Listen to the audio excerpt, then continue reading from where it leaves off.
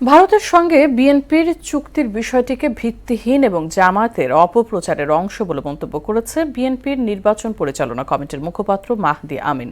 আর দলের সিনিয়র যুগ্ম মহাসচিব রুহুল কবির রিজভী বলেন, তারেক রহমানের বিরুদ্ধে হাইপার প্রোপাগান্ডা চালানো হচ্ছে।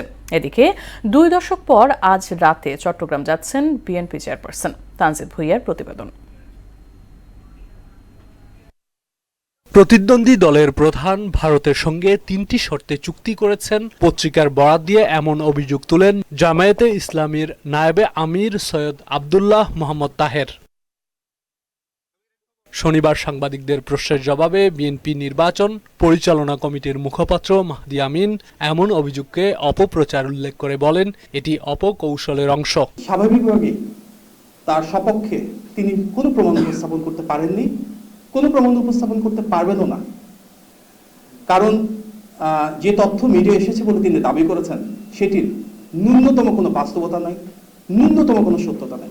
বিএনপি দেশের জন্য, দেশের মানুষের জন্য, বাংলাদেশের স্বাধীনতা এবং সার্বভৌমত্বের জন্য আমাদের নেতৃত্বে সবার আগে বাংলাদেশ প্রতিষ্ঠা করবে। কোনো রকম অপপ্রচার না হওয়া, সেটি আমাদের প্রত্যাশা। এদিন ব্রিফিংয়ে মাহদি আমিন জানান, 2 দশক পর চট্টগ্রাম যাচ্ছেন তারেক রহমান। 25 জানুয়ারি বিএনপি চেয়ারম্যান চট্টগ্রামের জনসভার পর ফেনী, কুমিল্লা ও নারায়ণগঞ্জের কয়েকটি সমাবেশে বক্তব্য দেবেন। চট্টগ্রাম পৌরগ্রাউন্ড মাঠে আয়োজিত নির্বাচনী সমাবেশে অংশগ্রহণ করবেন।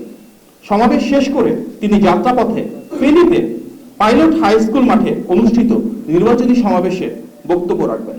ভোটারদের অভিযোগ, পর্যবেক্ষণ ও গঠনমূলক মতামত গ্রহণের উদ্দেশ্যে বিএনপির পক্ষ থেকে ইলেকশন হটলাইন 16543 এবং নতুন একটা হোয়াটসঅ্যাপ হটলাইন যেটি নাম্বার 01806 977 577।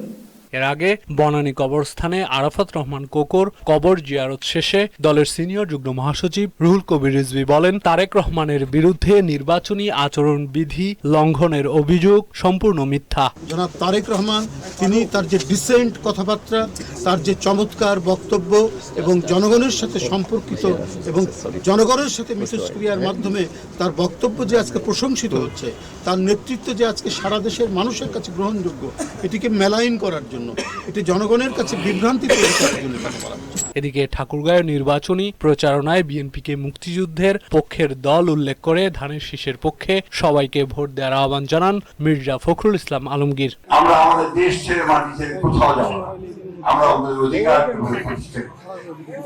যারা আজকে আপনাদের দাঁড়িপাল্লা নিয়ে আপনাদের সামনে আসতেছে ভোট দেওয়ার জন্য, ওরা কিন্তু সেদিন এই স্বাধীনতার বিরোধিতা।